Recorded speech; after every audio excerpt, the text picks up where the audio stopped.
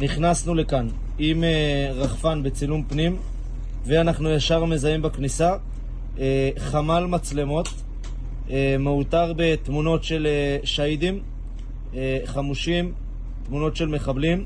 החמ"ל, כמו שאפשר לראות, מחובר עם כבלים שמשדרים את המצלמות מבחוץ אל פנים החמ"ל, ואפשר לראות את השידורים פה במסך, שכרגע כמובן אין קליטה.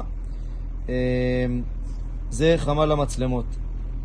אפשר לראות פה את השהידים ואת החמושים והמחבלים מהמחנה. אני ממשיך אל המשך המרחב. אנחנו מזהים פה הרבה מכשירים לייצור מטענים, גם רתכת, גם שק אשלגן מולנו.